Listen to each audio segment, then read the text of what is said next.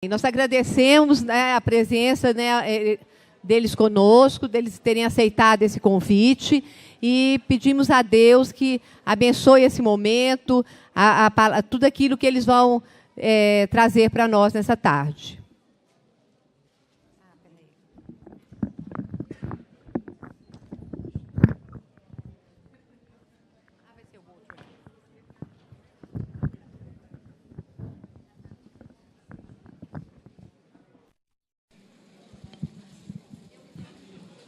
Boa tarde. Bom, primeiro eu preciso confessar a vocês que eu estou um pouco temeroso com essa minha participação. Afinal, esta é uma rede que congrega pessoas que têm uma vinculação com a igreja ou com organizações que têm uma matriz de pensamento que é a igreja, e eu não sou desse espaço. Então, a primeira coisa que me fez ficar receoso é exatamente o que eu posso falar para esse grupo, né? O que eu posso falar nesse encontro, quando o companheiro mais cedo falou: vamos tomar cuidado com as palavras ruins, e eu falo aquelas palavras ruins. Eu venho daquele campo que realmente pode ser que as infâmias venham à tona, né? Então, eu tenho um pouco de preocupação com isso. É lógico que esse receio não vai me impedir de colocar algumas questões, mas eu logo peço desculpas se eu, de algum modo, usar de algum termo ou falar alguma coisa que fere um pouco essa estrutura de pensamento que é típica, né, de quem professa uma fé, né? Bom, embora eu não seja da igreja, a minha formação original é na igreja, né? Eu fui da Pastoral da Juventude na Igreja Católica, militei durante 10 anos, fiz parte da organização da Pastoral da Juventude no meu estado. Eu sou do Rio de Janeiro, moro em Niterói. E eu posso dizer o seguinte: foi a igreja, eu considero a igreja o principal espaço de socialização e de formação que a gente tem hoje, né? Então, pelo menos a minha experiência foi assim, né? Eu vivi uma experiência de igreja que particularmente configurou o meu modo de pensar o mundo, a minha forma de enxergar as coisas, né? Então, a minha experiência de igreja foi muito centrada numa igreja que era o desenho de uma comunidade de fé, né? Uma igreja não hierárquica. O que alimentou aquela experiência de igreja foi a teologia da libertação, e toda a vivência que eu tive naquela época era de uma igreja que fazia opção preferencial pelos pobres, mas entendendo a pobreza digamos assim, também, não simplesmente numa leitura ideológica e política e social, mas entendendo a pobreza também numa perspectiva, na perspectiva da virtude, né? Naquilo que se trazia de qualidade na pobreza, né? Então, eu compartilhei com os meus colegas jovens, meus companheiros, desprendimento de bens materiais, um compromisso muito grande com a justiça social, né? Uma experiência muito marcada pela partilha, pela solidariedade, né? E, efetivamente, por um compromisso com a construção do reino de Deus, que era central, que precisávamos construir os alicerces naquele momento, né? Então, a defesa que a gente fazia era intransigente em defesa da vida, né? E a vida em abundância. E a gente sempre trabalhou com a ideia de uma igreja e de uma figura, né, profética de Jesus, como aquele sujeito comprometido, né, com os mais pobres, né? Então, é esse cenário, assim, digamos, eu me sinto temeroso em falar com vocês. Hoje eu não partilho, né, não alimento essa vivência na fé, mas eu fui eu me construí nesse espaço, né? Então, acho que boa parte dos meus valores, das minhas formas de enxergar a vida estão vinculadas a isso. Isso configurou muito minhas escolhas, né? Por isso eu fui para a universidade, fui fazer geografia, depois entrei no Observatório de Favelas, que é essa organização da sociedade civil que atua com a temática da favelização, e aí o meu mestrado, o meu doutorado tem uma vinculação com essa temática da periferia urbana, né? Então, acho que talvez isso tenha me aproximado da discussão sobre a desigualdade, afinal, a desigualdade é um dos elementos mais centrais da nossa sociedade, né? Acho que está na estrutura social brasileira há muito tempo, antes do Brasil ser Brasil, né? Nós já vivemos diferentes formas de desigualdade, né? Hoje ela pode se manifestar de várias formas, e a gente poderia aqui traçar vários números, né, sobre a desigualdade, mas eu entendi que neste espaço aqui, quando eu soube que eram organizações que atuavam com um trabalho de transformação social, né? São pessoas que convivem diretamente com as desigualdades as mais variadas, né? Então, eu preferi também focar minha apresentação em alguns elementos que eu acho que são dados da realidade, mas não são necessariamente números, embora eu possa até apresentar um outro número. Eu gosto de falar do lugar da minha fala. Eu sou do Observatório de Favelas. O Observatório surge em 2001 como um projeto articulando uma rede de pesquisadores de origem popular. O foco do nosso trabalho, a gente se institucionaliza em 2003, e o foco do nosso trabalho é o tema da favelização, né? Mas é importante dizer o seguinte: a favela é o nosso lugar de fala, né? Boa parte de nós é universitário de primeira geração, ou seja, aqueles que chegaram à universidade, né? São os primeiros que chegaram à universidade da sua família, né? Isso já denota uma desigualdade histórica que a gente vive no país em termos de direito à educação, e eram pessoas que, a sua maioria, vinham dos espaços populares urbanos e queriam... E aí, por conta dessa vivência, tinham uma leitura muito distinta do que é a representação hegemônica sobre esses espaços, né? Então, a gente produz conhecimento, a gente constrói metodologias, a gente desenvolve iniciativas que possam incidir sobre as políticas públicas. Isso é a cara do Observatório de Favelas, é para isso que existimos. Nós não somos uma organização com foco no atendimento, com foco na assistência, né? Mas desenvolvemos algumas iniciativas que têm como objetivo mudar a representação que se tem sobre a favela, porque existe uma construção que é material e também simbólica, que vê a periferia urbana como o lugar das ausências, né? Paradigma central que sustenta muito do que se fala sobre a periferia urbana e, sobretudo, sobre a favela. Tudo bem, estou falando da favela, a favela é uma experiência muito carioca, né? Mas as vilas, os mocambos, os outros espaços populares urbanos, né?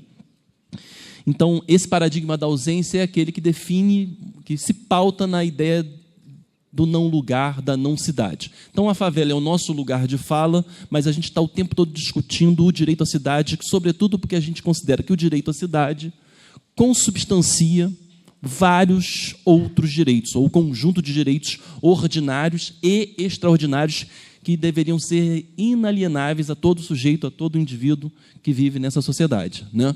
Então, o nosso lugar de fala é a favela, mas a gente não pensa só para a favela, a gente discute elementos para a cidade.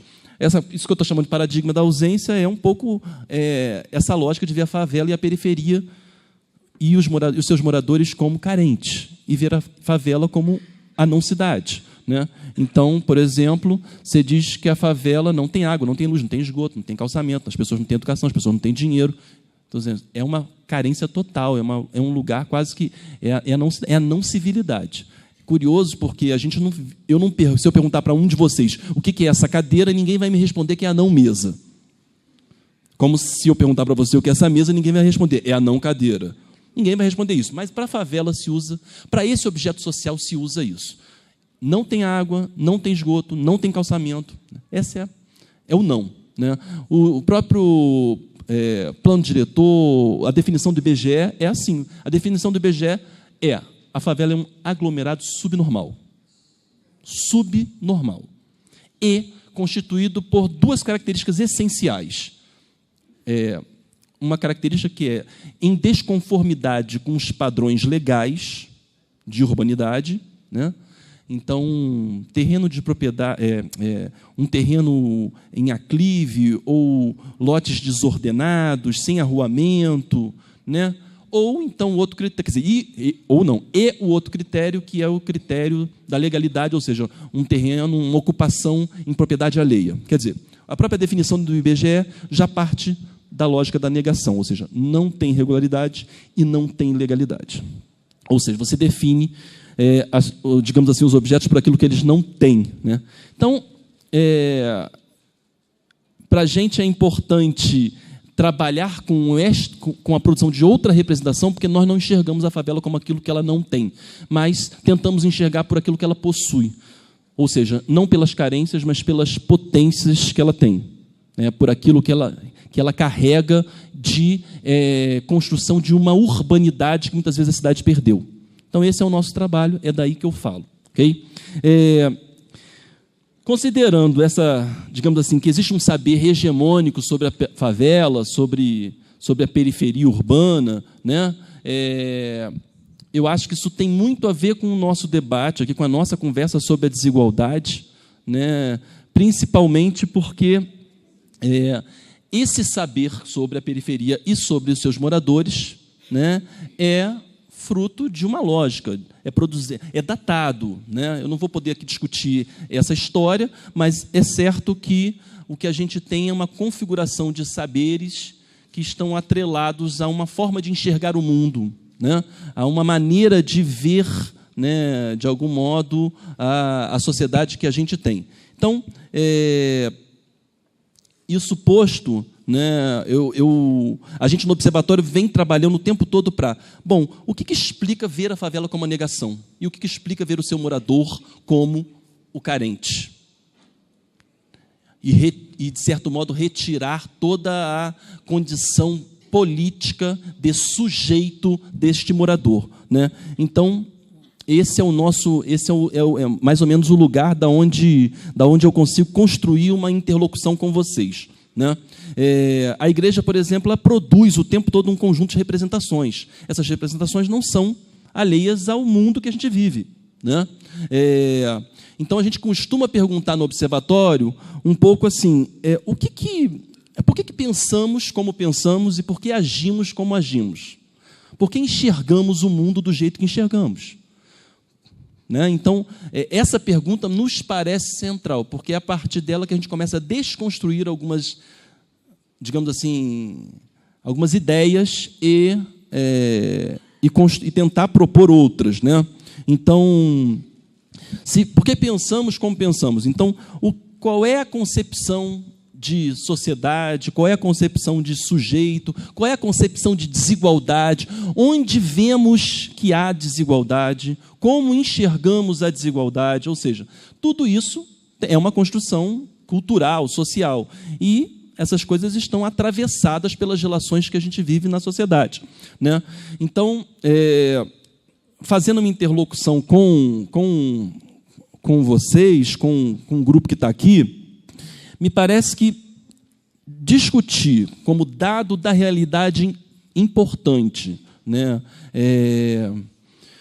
para a gente entender a desigualdade, para a gente incidir sobre a desigualdade, me parece muito importante que a gente, então, se responda a essa pergunta. Por que pensamos como pensamos? Por que agimos como agimos? Que concepção, por exemplo, de sujeito está implícita nas nossas ações de estar a serviço do outro? Que concepções de conhecimento, do que é o conhecimento, sustenta a nossa ação, por exemplo, filantrópica, a nossa ação assistencial, a nossa ação de militância, né, nas nossas organizações? Que concepção de cidadania está incluído aí, que atravessa o nosso trabalho? Como a gente entende as relações sociais de poder no nosso trabalho. Então, considerando a minha história, considerando o que eu já vi por aí, me parece que essa discussão, por exemplo, sobre sujeito, ela é fundamental para a gente, né? Nós não vamos fazer aqui um recorte filosófico, ontológico, não temos condições de fazer isso, né? Mas, sobretudo para organizações de caráter eclesiástico e né? Jorge, é pró-eclesiástico? É que eu realmente, eu não sei, eu nem me lembrava mais de para-eclesiástico, que dirá de pró-eclesiástico, né? Então, mas, considerando esse contexto aí, né? Por exemplo, muitas organizações, o trabalho das organizações vinculadas à igreja estão muito centradas numa concepção de caridade que muitas vezes opera com um tipo de sujeito que é muito menos sujeito e muito mais objeto de projetos. A gente não consegue enxergar efetivamente aquele sujeito. A gente vê a sua condição social. E a gente vê aonde, na relação com aquilo que a gente acredita, com aquilo que a gente professa, como é que ele se posiciona, né? Há ali uma relação, muitas vezes, que beira a subordinação, que beira até uma relação de dominação. A gente enxerga esses sujeitos que atuamos, com quem atuamos, muitas vezes como simplesmente carentes, né? Eu me lembro de um diálogo que eu tive com uma aluna, né, num colégio privado em Niterói, e que eu falava sobre a pobreza, e ela virou para mim e falou assim: "Pô, Mário, mas os pobres não tinham que ter tantos filhos. Porque se eles não tivessem tantos filhos, não teríamos tantos pobres." Aí eu falei assim, nossa. Aí eu virei para ela e falei assim: olha, eu acho que a sua matemática tem uma certa lógica, mas, considerando que a sociedade da gente é muito desigual, a gente produz pobreza, a gente produz desigualdade. Então, não se trata de simplesmente que os pobres tenham menos filhos. Se trata do seguinte: eu acho que os pobres têm direito a ter quantos filhos eles quiserem. A questão é como que a sociedade dá condições de dignidade a todos os seus viventes, né? Então, e ela insistia: não, eu discordo, eu acho que não sei o que, não sei o que. Bom, e aí foi daqui, foi de lá, foi daqui, foi de lá. Teve uma hora que eu virei para ela e falei assim: olha, não vamos mais discutir isso, porque eu quero combater a pobreza, você quer combater os pobres. É diferente, são lugares completamente distintos. Eu não tenho como dialogar mais, não vou avançar mais, porque na concepção dela, o problema não é a pobreza, é o pobre. O problema não é a carência, é o carente. O problema está nele. Ou seja, o que eu estou pegando esse exemplo para dizer o seguinte: muitas vezes a gente parte do pressuposto que não é simplesmente que aquela condição está errada. Lógico que ela é indigna. A pobreza é indigna. A miséria humana é indigna, sem dúvida, né? Agora, muitas vezes a gente lança a mão de um olhar que é preconceituoso, porque a gente não enxerga, não consegue perceber a condição de sujeito daquele indivíduo, e não consegue, digamos assim, lidar de um modo assim a separar a sua condição social, né, o seu momento, né, do seu direito ao reconhecimento enquanto pessoa, né? Eu acredito que haja uma certa objetificação do sujeito, né? E muitas vezes essa identidade, essa palavra identidade é muito utilizada no nosso trabalho, né? Muitas vezes uma identidade fixa, né? A gente acaba rotulando o sujeito, né? É muito comum, por exemplo, lá no Rio, a gente ouviu o seguinte: não, esse cara é ex-traficante. A palavra ex-traficante, quer dizer, parece que o sujeito como assim ex-traficante? Não é que não possa deixar o tráfico, eu estou dizendo o seguinte: por que eu chamo alguém de ex-traficante? Ou seja, ele está atrelado àquele mundo. Eu não consigo enxergar todo o processo que fez o sujeito abandonar aquela realidade e construir outra. Ele não é mais ex-traficante, ele não é mais traficante, então ele não é ex-traficante. Ou então a palavra menor, que a imprensa utiliza o tempo todo, né? É muito comum a gente encontrar lá no Rio o seguinte: a imprensa fala assim: o garoto da favela, ele é menor. O garoto da favela está na rua, menor, abandonado às vezes, sem apoio da família, né? Há uma lógica, por exemplo, de muitas organizações que é o garoto está na rua e está aprendendo coisa errada. Portanto, eu tenho que tirá-lo da rua para protegê-lo das coisas erradas. Agora, o menino da classe média, ele não é apresentado como menor. Ele é apresentado como uma criança, como um adolescente, como um jovem. Então, o que eu estou querendo, assim, o primeiro elemento nessa discussão de sujeito, que tipo de concepção de sujeito nós temos, né? Eu acho que essa discussão sobre essa objetificação do sujeito e essa ideia de vê-lo muito mais como objeto dos nossos projetos do que na sua efetiva condição de sujeito é um elemento é um dado da realidade que está presente em muitas organizações sociais, muitas, sejam elas de igreja ou não. Eu conheço várias organizações no Rio que atuam nessa perspectiva. Eu preciso salvar aquelas vidas. Elas estão num mundo caótico. Elas estão no mundo da pobreza e da miséria. Bom, aí eu vou lá e não consigo enxergar que aquele sujeito é atravessado por múltiplas referências, ou seja, existem vários elementos ali que, digamos assim, condicionam aquela vida. Não é simplesmente que aquela realidade social é, digamos assim, congelada, né? Então, por exemplo, a ideia da caridade muitas vezes congela o sujeito naquele lugar, engessa os indivíduos e até determinadas minorias em posições assim quase que subalternas. É como se ele não pudesse nunca ser diferente do que ele é, né? Então, eu me lembro de um trabalho que a gente fez lá com os meninos. A gente tinha, numa outra organização na Maré, uma coisa chamada Orquestra de Flautas. E os meninos se apresentavam em vários lugares, e a orquestra de flauta, aí chegava um jornalista daqueles, uma pessoa de alguma organização, e falava assim: pô, cara, que legal, o que você gosta de ouvir? Mas eles estavam esperando que o cara falasse assim: eu gosto de ouvir Al-Chan, eu gosto de ouvir os garotos, né? Eu gosto de ouvir Al-Chan, eu gosto de ouvir, sei lá, Ivete Sangalo, qualquer uma dessas coisas. Não sei o que toca aqui no Paraná, vaneirão, sei lá, não sei o que toca aqui. Mas, vaneirão não é uma coisa ruim, né? Mas, diga assim, não vou, mas assim, oi, vaneirão é bom, né? Pois é. Pois é. Então, aí ele falava assim: eu gosto de ouvir bar. Aí a pessoa não tinha mais outra pergunta para fazer. Porque nunca esperou que o cara falasse isso, ou seja, a lógica é que da favela não pode vir nada de bom. Da favela só pode vir o popular.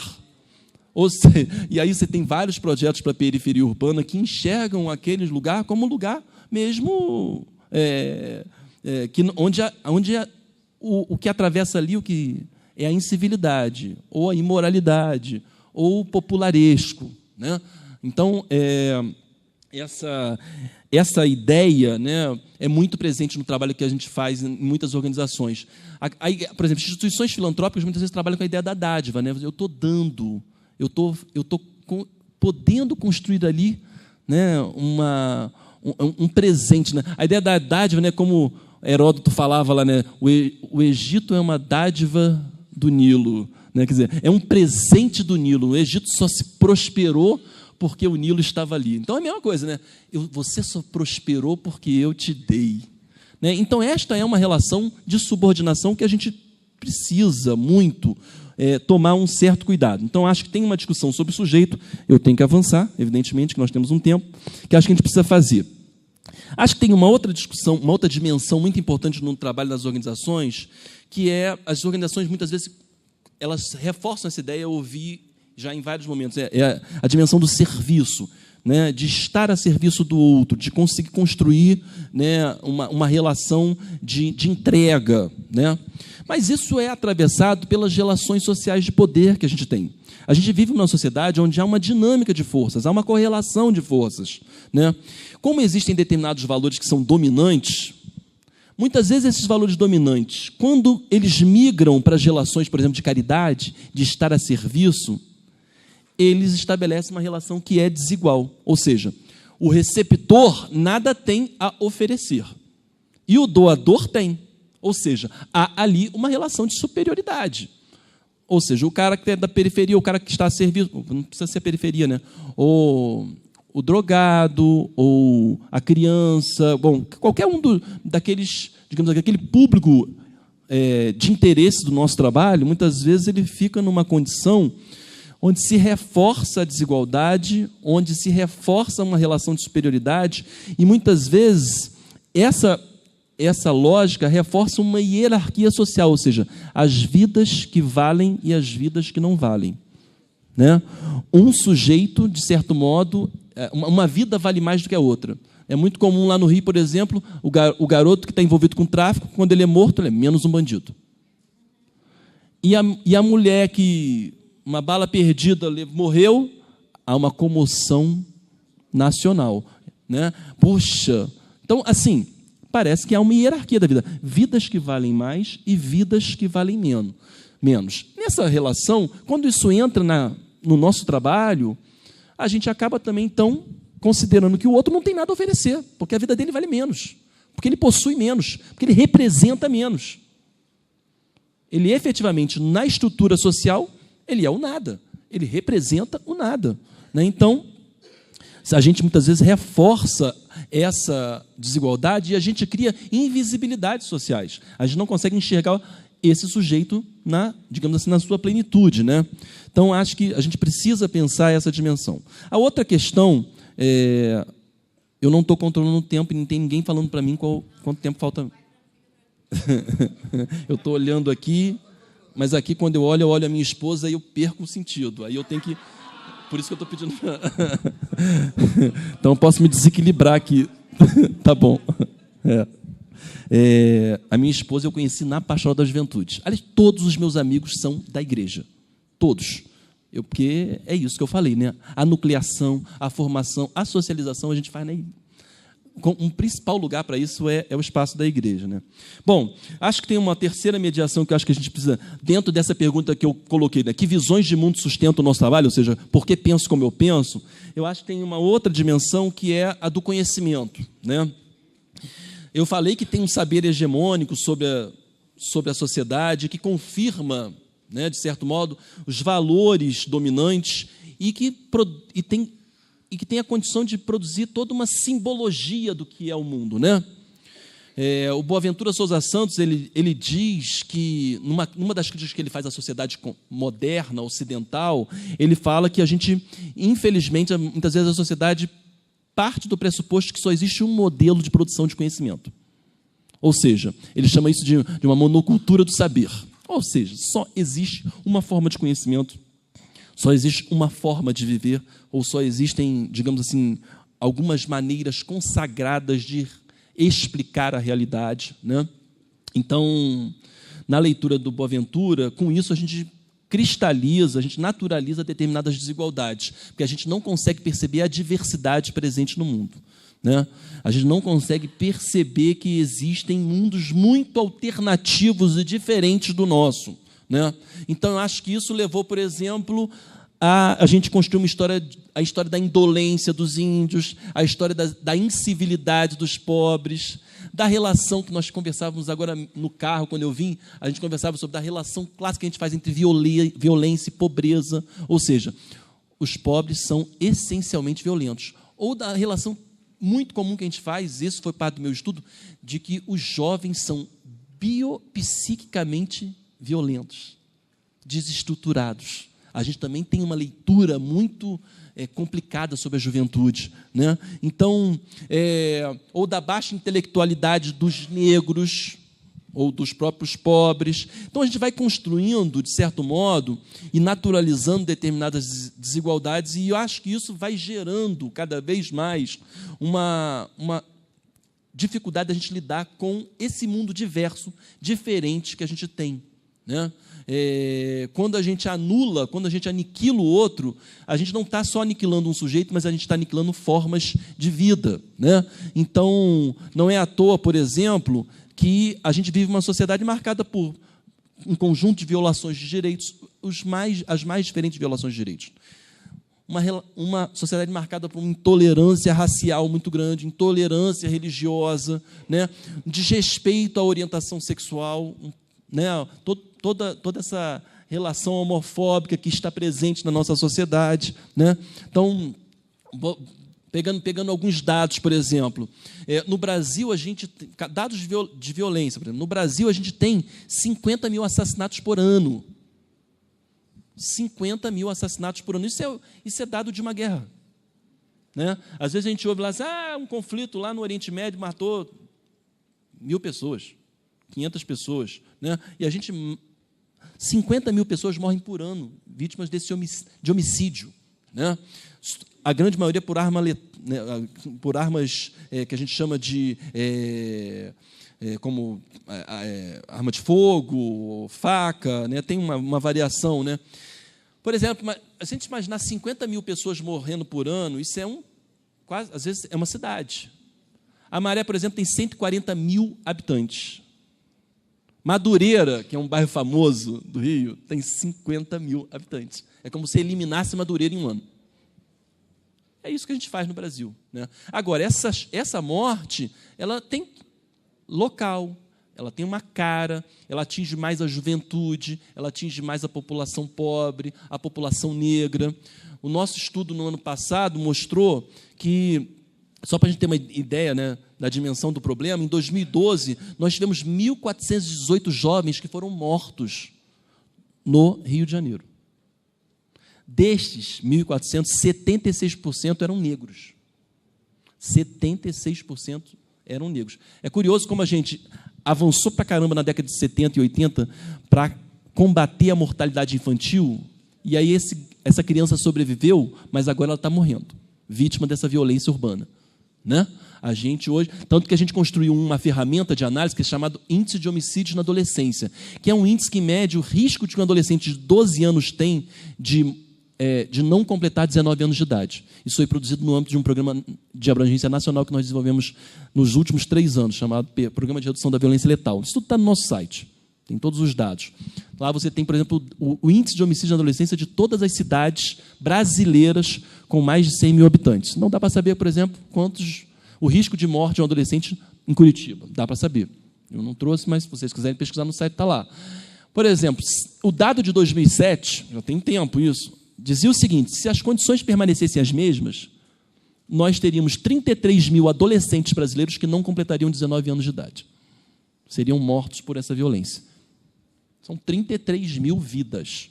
Né? Então, a gente deu uma dimensão dessa relação, né, de pobreza, de desigualdade, de desrespeito à dignidade humana. Né? O Brasil, por exemplo, tem uma população carcerária enorme, uma das maiores do mundo. Na década de 90, a gente tinha 90 mil presos. Hoje nós temos 549 mil. Né? Eu trouxe um dado aqui, por exemplo, mortes por agressão, que eu acho que é um dado que mostra essa questão da intolerância racial. Né? O dado de 2012 diz o seguinte, que 60% das mortes por agressão no Brasil foram para pessoas da cor parda. Se a gente juntar aqui pardo e preto, dá mais do que 60%. Né? Então, isso é para a gente ter uma dimensão, né, dessa realidade de intolerância que a gente vive, né, de desrespeito ao diferente. Né? Então, o que a gente está vivendo no país, e acho que a gente tem que lidar, é que, na medida em que a gente só consegue enxergar uma forma de conhecimento, como o Boaventura falou, né, uma monocultura, só existe esse saber, só existe esta verdade. Tudo bem que eu não queria nem falar essa palavra, porque eu sei que verdade para as instituições religiosas tem um sentido, né? Mas assim, só existe uma forma de enxergar o mundo, né? A gente vai silenciando cada vez mais um conjunto muito grande de vozes. E isso tem um impacto, né, sobre a sociedade que a gente quer construir, porque nós estamos falando de equidade. Né? Como é que você pode construir equidade se você vai silenciando vozes, se você vai invisibilizando sujeitos, se você vai apagando, aniquilando determinadas formas de vida, né, da sociedade. Né? E aí, por fim, meu tempo está acabando, eu acho que tem uma outra dimensão, que é a dimensão da cidadania. Né? Acho que há um esvaziamento progressivo do sentido político da cidadania. Né? A Hannah Arendt, ela falava que a cidadania, indiscutivelmente, ela exige ação e palavra. Você não pode, a cidadania não é um dom. A cidadania você não dá a alguém. Você não Não é um presente que você entrega para uma pessoa, né? A gente vive uma realidade brasileira que é muito marcada por uma lógica, o Pedro Demos chama de uma cidadania tutelada, né? É uma cidadania, muitas vezes, que você dá com uma mão e tira com a outra. É uma relação meio complicada, não tem como aprofundar esse conceito agora, mas é uma cidadania que, de certo modo, reproduz a estrutura, né? Lá no Rio, por exemplo, nós temos um programa sendo implantado nas favelas chamado Unidade de Polícia Pacificadora, UPP. Como você pensa? Eu acho que esse é um bom exemplo de cidadania tutelada. Como que você pensa que você vai, digamos, resgatar direitos? Como você pensa que você vai devolver territórios para a cidade? Como você pensa que você vai pacificar, embora a gente ache essa palavra horrorosa, pacificar? Como você pensa que você vai pacificar? Através da força, através da polícia. No nosso entendimento, embora a gente ache que o PP é um avanço, tá? Que a lógica na relação com as favelas é uma relação muito marcada pelo enfrentamento bélico que gerava cada vez mais mortes, né? Mas nos parece que o direito à segurança não é algo que possa ficar restrito à polícia. Os moradores da periferia urbana também têm direito à segurança. Então, na verdade, você tem que pensar como você constrói um espaço ali, um pacto naquela sociedade, em que efetivamente você esteja construindo a cidadania. Não essa cidadania tutelada e, pior ainda, tutelada pela polícia. Quem, por exemplo, monitora as violações de direitos provocadas pelos próprios agentes do Estado? Nós não temos lá, nós temos a ouvidoria da polícia, a polícia que investiga lá mesmo.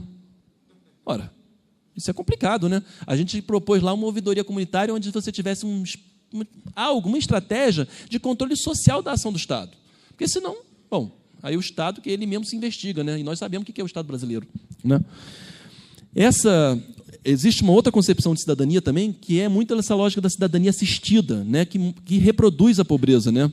Ela não qualifica, muitas vezes, as oportunidades e não emancipa as pessoas. Acho que um exemplo mais claro disso é como que essa cidadania assistida virou um espetáculo, né? Há uma espetacularização da cidadania assistida, dessa prática cidadã. Acho que o exemplo de 0500 2014 para doar não sei quantos reais é um exemplo dessa lógica, né? Por mais que tenha projetos, e tem projetos sendo desenvolvidos, interessante, muito, mas ela é uma cidadania ainda limitada, né? Então, eu acho que, do ponto de vista da construção da igualdade política e na perspectiva do protagonismo desses sujeitos, a gente, aí resgatando de novo a Hannah Arendt, não dá para pensar numa cidadania em que você não dê visibilidade a esses sujeitos. As pessoas vivem juntas. Então, é preciso levar em consideração essas pessoas como elas são, entender as demandas, as questões que atravessam a vida desses sujeitos, né? E isso, então, implica no reconhecimento da diferença e no reconhecimento da humanidade presente no outro. Eu não posso enxergá-lo simplesmente como um carente, né? Como um incivilizado, como aquele que tem práticas sociais condenáveis. Eu tenho que tentar, eu preciso enxergar a humanidade desse sujeito, né? Então, para finalizar, eu sei que meu tempo está acabando, eu acho que eu apontaria algumas questões, assim. A primeira delas, acho que está claro, eu acho que a gente precisa redimensionar o que entendemos como sujeito, o sujeito com quem nós atuamos. O que entendemos dessas relações sociais, o que entendemos como saber, como conhecimento acumulado, né? E o que entendemos por cidadania, porque isso norteia o nosso trabalho. Isso faz uma diferença enorme no nosso trabalho. Acho que a gente tem um segundo elemento que é, na ação, nesse estar a serviço, é muito importante a gente evitar relações desiguais de dominação. Então, acho que é importante a gente se perguntar no nosso trabalho quando eu reproduzo relações de dominação. Quando o meu trabalho é muito mais para, digamos assim, aplacar a minha dor, aplacar o meu sentimento de... Vou parar por aqui. Acho que eu não vou avançar nesse ponto, não. Tá? Mas a gente tentar enxergar, acho que é importante, quando é que meu trabalho efetivamente é para emancipar as pessoas, é para ampliar os horizontes dessas pessoas. Acho que um pouco isso. Acho que outro desafio é como que eu consigo dar visibilidade aos saberes alternativos, a essa diversidade que não tem. Porque as pessoas não querem simplesmente emprego, as pessoas não querem simplesmente casa. É muito importante no nosso trabalho a gente dizer o seguinte: o simbólico institui o real. As pessoas não estão buscando só comida, as pessoas não estão buscando só emprego, as pessoas não estão buscando só a roupa, as pessoas estão buscando reconhecimento, as pessoas estão buscando espaço de visibilidade, as pessoas querem participar. Bom, mas peraí, Mário, participar como assim? Porque ninguém às vezes não quer nem se virar, às vezes a gente chama para um espaço de diálogo e eles não vêm. É porque a gente ainda não encontrou a forma de mobilizar essas pessoas, né? Então, acho que existem saberes alternativos e existe uma diversidade de formas de viver e que a gente precisa enxergar isso e tentar fazer vir à tona. Por exemplo, os jovens hoje eles estão cada vez mais buscando visibilidade. As manifestações de 2013 revelam isso. Eles não querem mais ficar restritos aos espaços prescritos para eles. O que a gente pensa do jovem é a ideia da moratória social, ou seja, ele está livre do trabalho, livre das responsabilidades domésticas, para poder estudar. Mas o jovem quer mais do que isso. Entendeu? E aí ele está dizendo o seguinte: eu não tenho espaço para eu trocar, para eu conviver, para eu construir minha subjetividade junto com o outro, porque eu só consigo construir minha subjetividade quando eu encontro com o outro, quando eu reconheço o outro, me reconheço no outro, o outro me reconhece e nós nos reconhecemos mutuamente, né? Então, ele está buscando espaço para canalizar isso. E acho que a gente tem que dar visibilidade a esses sujeitos, sobretudo a partir da perspectiva da amorosidade. É preciso resgatar a dimensão da amorosidade no nosso trabalho, né? É diferente, eu acho que é um pouco distinto, né, talvez para as igrejas que o amor tem um significado, né, mas eu acho que a dimensão da amorosidade passa por esse reconhecimento da humanidade do outro, né, e do direito do outro de existir e de agir em prol da própria mudança da sua vida, né, que é a dimensão da cidadania básica, né? Não dá para pensar a cidadania, não dá para a gente imaginar a cidadania, né, sem que o indivíduo seja efetivamente o protagonista nesse processo de transformação da sua própria vida, né, das próprias alternativas que ele tem, né? Então, eu agradeço muito a paciência de vocês, peço desculpas se eu falei alguma coisa que feriu, né, a crença de vocês, não foi minha intenção, mas eu acredito que a gente tem um grande desafio nessa sociedade que é pensar a construção de uma sociedade mais justa, mais equitativa, mais equilibrada, e isso é muito importante porque as desigualdades elas estarão permanentemente sendo produzidas na sociedade que a gente vive.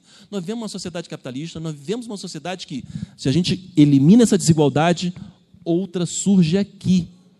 Então, por isso a dimensão da equidade é importante, porque a equidade resgata a dignidade de todo indivíduo. Eu acho que esse é um desafio para nós, de organizações sociais, para o Estado, para as igrejas, para as organizações de uma forma geral, porque muitas vezes se pensa que só o Estado tem o dever de fazer política pública, só o Estado tem o dever de zelar pela sociedade. E a gente está aprendendo cada vez mais que, se não forem os movimentos sociais organizados, se não for a organização da sociedade civil, a gente não constrói um pacto em torno da equidade e da justiça que tanto precisamos nesse país. Ok? Muito obrigado, gente.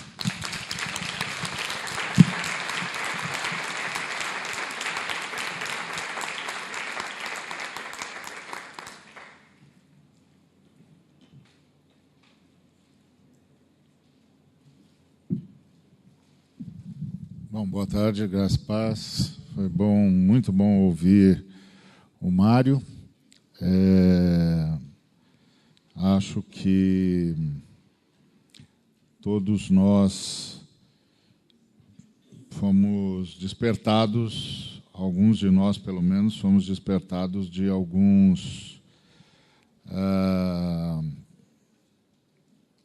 fundamentalismos, né? De alguns sonos dogmáticos.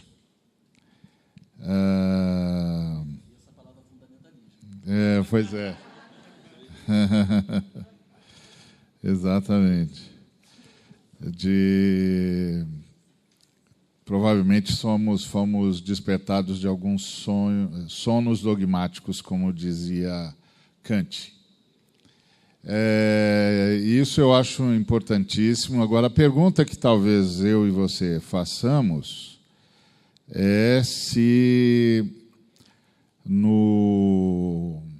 na construção da fé e na pregação da fé cristã tem resposta para essas colocações que o Mário fez com bastante propriedade, ou se nós, no final das contas, não somos também meros produtores de desigualdade. Se nós não estamos traídos pela situação descrita por ele, de gente que olha para o outro como um sujeito de projetos e não como um sujeito em si. Essa é uma pergunta séria. Eu acho que nós temos de encarar isso. Principalmente nós que vivemos... Obrigado. Que vivemos em tese para fazer o bem, ou para manifestar o bem. Obrigado, Mário.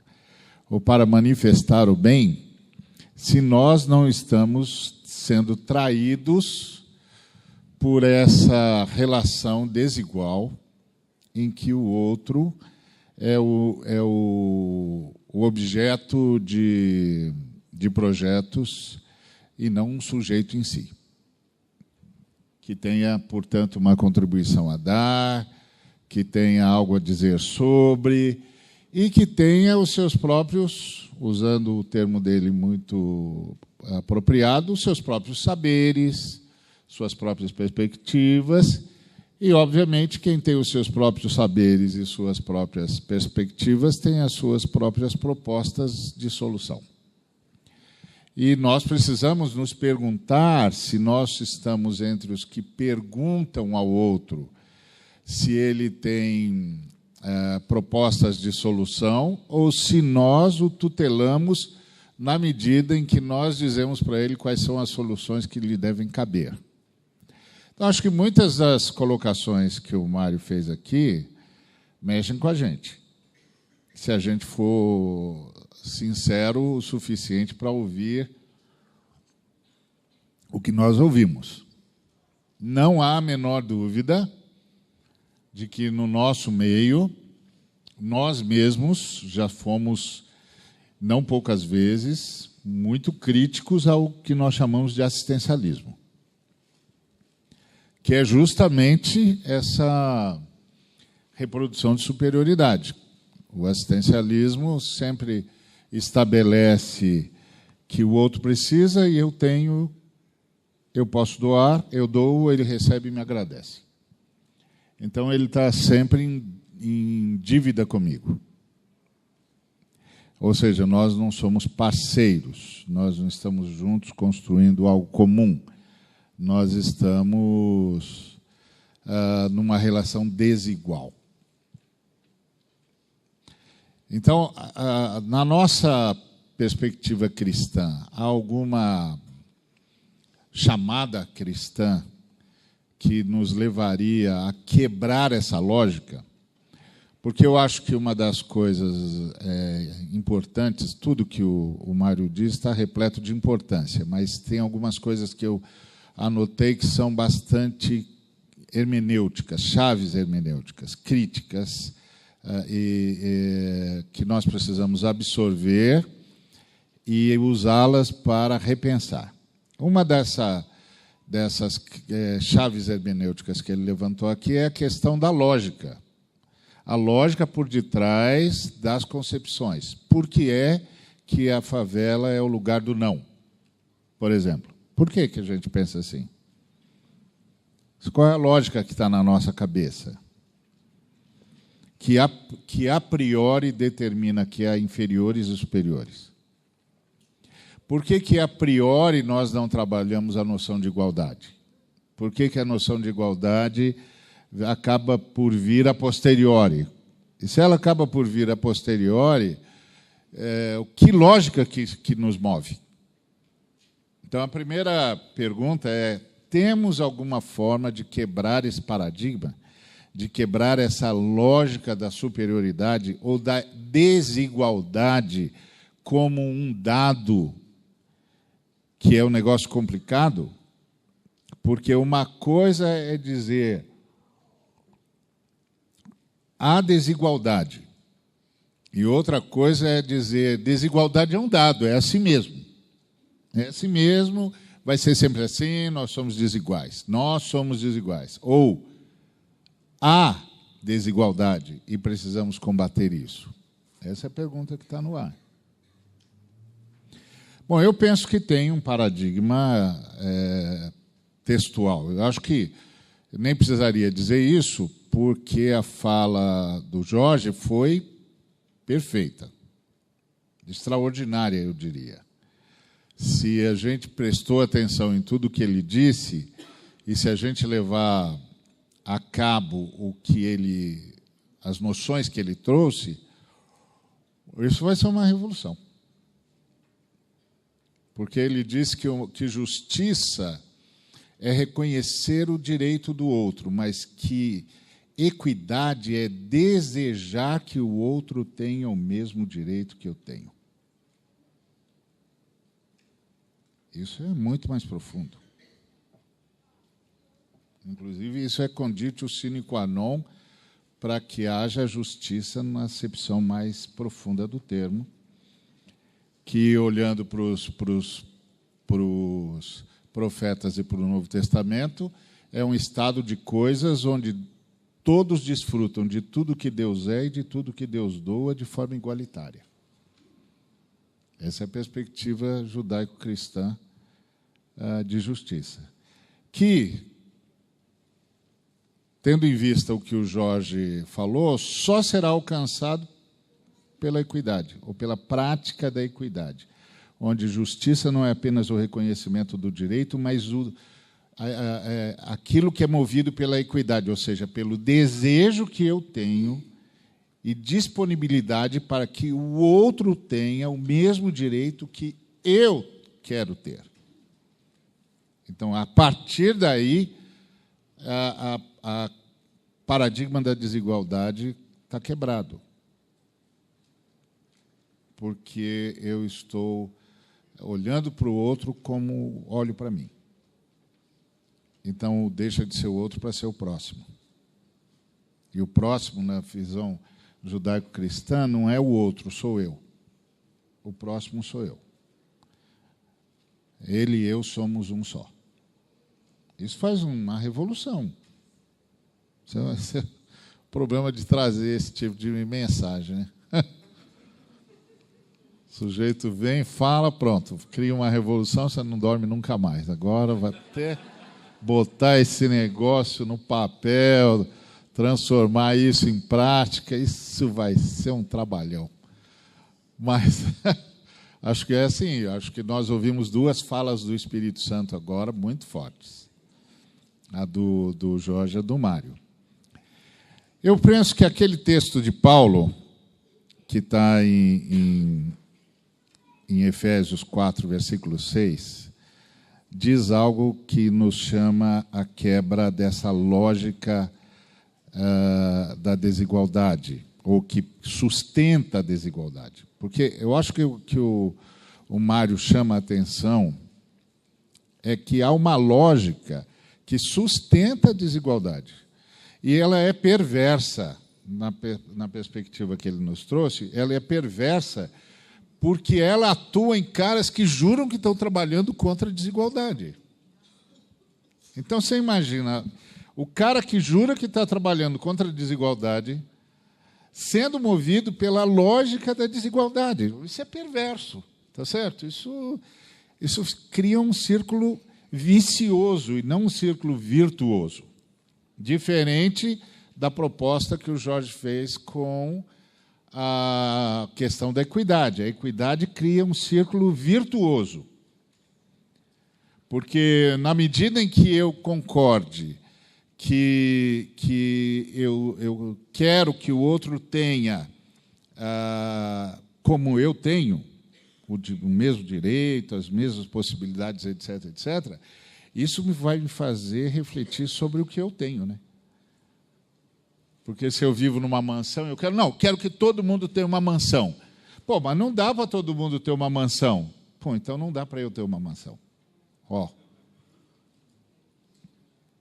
Entendeu onde esse negócio leva? Eu falei, isso é uma revolução. Esse cara é um perigo. Esse tipo de mensagem é um perigo. Entendeu? Você viu? Esse negócio é complicado. Então, agora, essa fala do Paulo, eu acho que quebra isso. A fala do Paulo diz assim, que há um só Deus e Pai de todos, o qual é sobre todos, age por meio de todos e está em todos. Essa fala é de uma inclusividade assustadora. E ela é mais assustadora se você considerar que ela foi dita de dentro de um calabouço romano. Não é isso? Paulo estava preso, estava num calabouço em Roma, e de lá, do império mais forte e perverso que nós tivemos contato na história, o Paulo dá um grito. Há um só Deus e Pai de todos, o qual é sobre todos, age por meio de todos e está em todos. Claro que alguns de nós podem dizer, não, mas isso é só para os que têm fé. Mas alguém pode dizer também que isso é para todos que podem ter fé.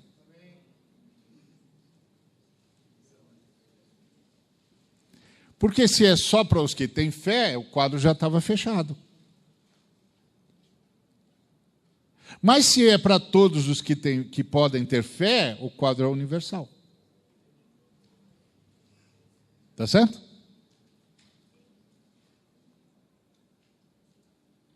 E isso é a pergunta que nós temos de fazer. Qual é a contribuição que nós estamos fazendo a partir dessa perspectiva de que esse texto não é só para os que têm fé, mas é um texto para todos os que podem ter fé. E, em tese, todos podem ter fé. Então, todos têm o mesmo valor, o mesmo peso, o mesmo quilate. Todos podem ter fé.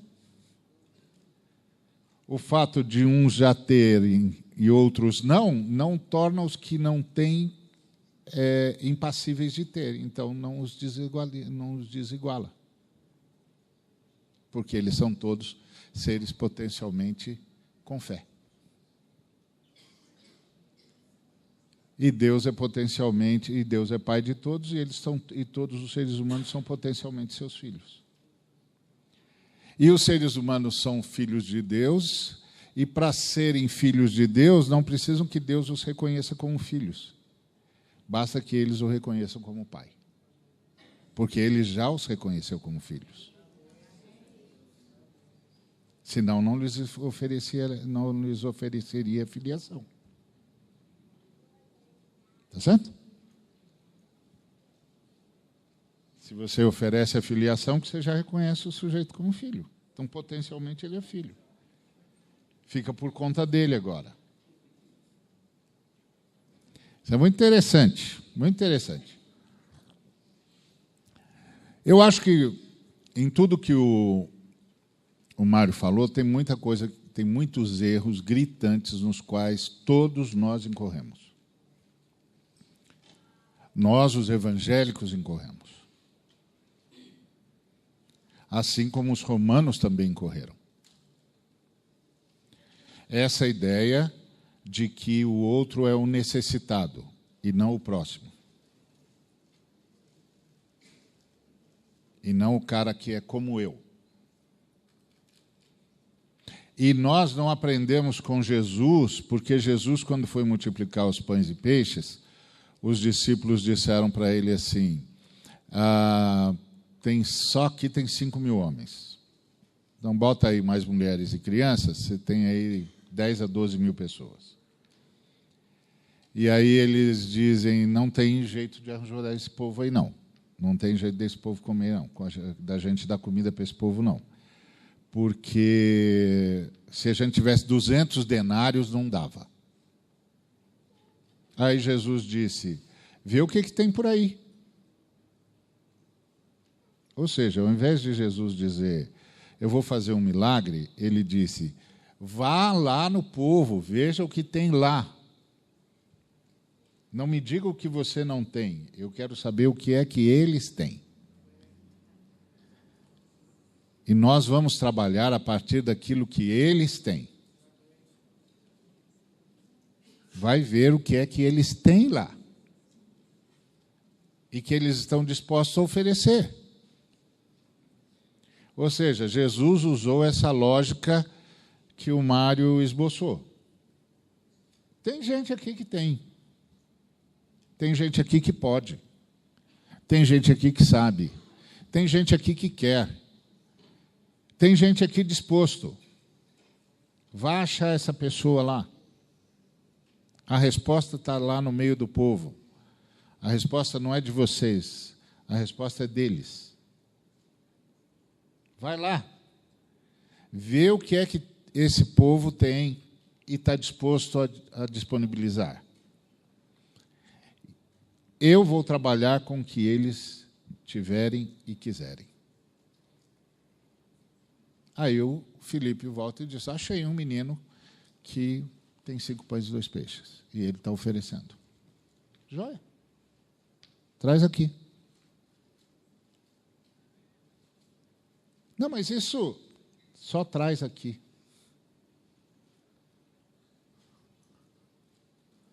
Agora vamos ajudar o povo a se organizar.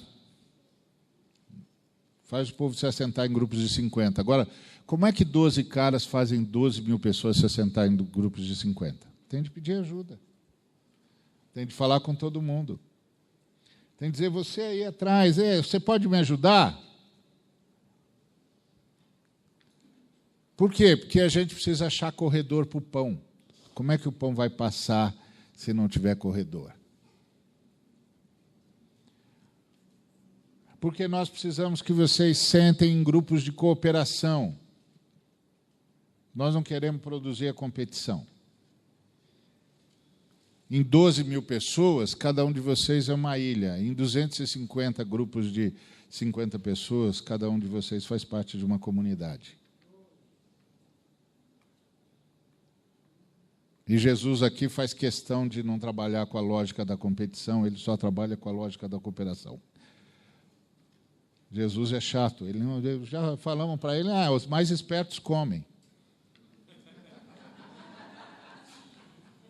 Mas Jesus disse, eu como todo mundo, eu não como ninguém. Vamos criar corredor para o pão.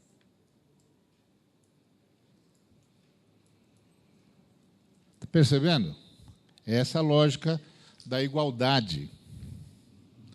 Então, eu gostei demais, tudo que o Mário falou é preciosíssimo, mas essa questão de que há uma lógica por detrás é a chave hermenêutica para nós, para avaliarmos os nossos projetos. Qual a lógica que está por detrás dos nossos projetos? Qual a lógica que está por detrás dos nossos relacionamentos? E como Deus já nos ajudou, além de nos ajudar através do Mário com a questão, nos ajudou através do Jorge com a questão, com a proposta da equidade, como um esvaziamento de si para a construção de um relacionamento com o outro. Então, acho que nós temos aqui duas ferramentas boas. A primeira ferramenta é analítica.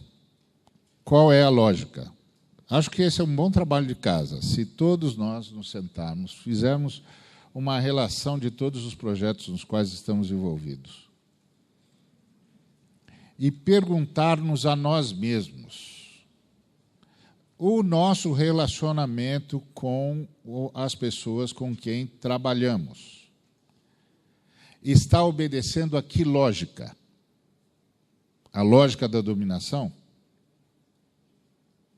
Eles se sentem em débito conosco ou eles se sentem iguais a nós? Eles nos veem como parceiros ou eles nos veem como benfeitores? Se eles nos virem como benfeitores, então a lógica está errada.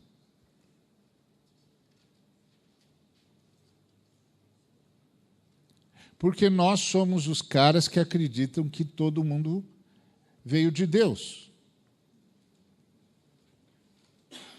Tá certo? Nós não acreditamos que nenhum ser humano tenha vindo de outra fonte senão Deus. Ora, se todo ser humano veio de Deus, todo ser humano é igual. Que é o dado que o Jorge trouxe aqui quando citou o filósofo que ele consultou, dizendo que o cristianismo levou a noção de justiça para uma universalização a partir da noção de equidade. E que essa equidade, essa noção de que eu devo ao outro a mesma dignidade que eu quero para mim, desculpa, mas isso é fantástico. Eu devo ao outro a mesma dignidade que eu quero para mim. Pronto. Isso mata a questão da desigualdade na raiz. Na raiz. Então, acho que esse é um bom dever de casa. Acho que nós temos de agradecer a Deus por ter nos falado através do Jorge e do Mário de forma tão contundente. De forma tão contundente. Precisamos rever a nossa lógica. Precisamos revisitar a nossa lógica. Qual é o nosso relacionamento com as pessoas com quem estamos trabalhando? Como eles nos veem. Não é uma... E nós temos de ser honestos, né, gente? Não é a gente que avalia a si mesmo, senão nós vamos fazer igual os caras da corregedoria lá que avaliam o OPP. Pelo amor dos meus filhinhos, né? Pelo amor dos meus filhinhos. Vamos fazer vamos perguntar para os caras. Vamos perguntar para os caras e aguentar a resposta. Vamos lá para eles e diga, escuta, fala aí como é que vocês se sentem em relação a tudo isso aqui. E não vamos constranger o cara, não, porque às vezes os caras ficam constrangidos, aí eles ficam, não, sabe como é que é, né, pastor? A gente é muito grato. Não quero que você seja grato, cara, eu quero que você fala de coração. Não é? Fala de coração. E se precisar usar as palavras que o Mário não quis usar, pode usar. Fala o que você está sentindo, o que você está vendo, como é que você vê a gente aqui, como é que o nosso pessoal chegou aqui, vocês se sentem como um de nós, ou vocês fazem separação entre nós e vocês, porque nós fizemos antes. Esse é o ponto. Agora, eu não penso que nós estamos de tudo perdidos, porque nós temos as comunidades... Graças a Deus. Porque, primeiro, que nós temos gente que intuitivamente, até por essa ação poderosa do Espírito de Deus, já tinha perspectivas dessa ordem, né? Talvez não com tanta ênfase e percepção crítica como o Mário, ou nem tão trabalhada, com uma teologia tão trabalhada quanto a do Jorge, mas muitos de nós já tinham essa percepção, mais ou menos. Agora nós temos os elementos para ela. Outra coisa, nós temos as comunidades que nasceram nas favelas com líderes das favelas. Os pentecostais conseguiram fazer isso de forma muito melhor do que a maioria histórica. Nós, históricos, em nossa maioria. Porque nós, históricos, temos esse veso pequeno burguês. nós históricos temos esse verso pequeno burguês. Da filantropia, da dádiva e da superioridade espiritual e moral. Porque a gente é subproduto do iluminismo. E o iluminismo é o pai de todo esse negócio aí. Tá certo? Da cidadania tutelada, da cidadania assistida. Essa é fantástica. Essa do 0300 é de lascar, porque o cara está assistindo uns e enriquecendo outros. E não sabe ao certo o que está fazendo mais. É de lascar mesmo. Mas não somos, as nossas organizações, muitas vezes sonharam com o 0300. Tá certo? Então, acho que essa é a nossa tarefa de casa. Acho que nós temos a base teológica que nos permite fazer isso, sem ter medo de ser chamado de universalista. Não precisa chegar lá, não precisa nada disso. A gente mantém a nossa fé, só que a gente trabalha com a fé como um potencial possível a todo ser humano e passível a todo ser humano, que nos leva para a visão universal de Jesus. Acho que nós precisamos checar como nós estamos agindo quando a gente olha Jesus mandando os discípulos dele se misturarem com o povo. Vai lá. Vai lá. Pergunta para eles. Ô, tem alguém aí que tem um lanchinho? Alguém aí trouxe alguma comidinha aí que podia ajudar a gente? Vai lá, fala com os caras. Aí aparece um menino, olha. Minha mãe, ela me deu, ela falou que o pregador de Nazaré fala muito, então deu um lanchinho. Entendeu? Acho que essa é uma coisa. Agora, eu acho que a gente tem de aprender também com os pentecostais que chegaram lá e que moram lá. E que fizeram as igrejas nascerem lá. E que falam aquela linguagem. E que têm outros saberes, inclusive da Bíblia. Que leem a Bíblia diferente de nós, mas continuam invocando Jesus Cristo, do mesmo jeito que nós. E nós precisamos descer das tamancas. Principalmente nós da teologia. Nós temos de descer das tamancas e começar a perguntar se o Espírito Santo não fala outras línguas como ele fez no Pentecostes. Se ele não continua do mesmo jeito de sempre e que quem mudou foi a gente.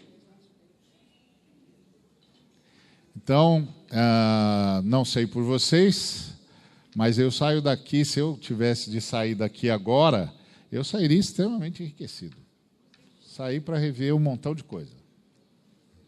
Espero que todos saiamos para rever e para aprender com essas falas do Espírito de Deus, através do Mário e através do Jorge, porque hoje nós fomos privilegiados.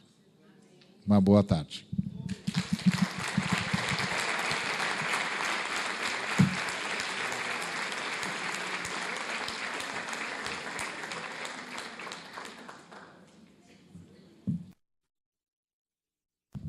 Obrigado, Mário. Obrigado, Ari. Cabe a mim deixar uma lembrança aí no final. E para o Mário, estou deixando aqui um livro que chama Jardim da Cooperação. Foi escrito em muitas mãos. Eu estava contando 7 autores dos artigos que estão aqui nesse evento e que vale a pena todos vocês terem. Então, Mário, receba com nossa gratidão pela sua presença.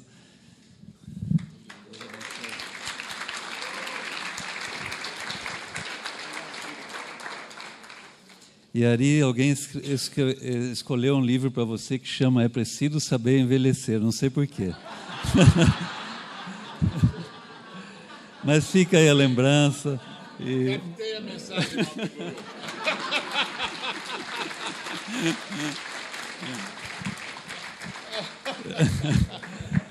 Muito obrigado, gente. Eu quero chamar o Tércio, ele vai fazer uma oração para vocês, né, Tércio? E aí a gente vai para os grupos. Amém. O Ari ganhou esse livro.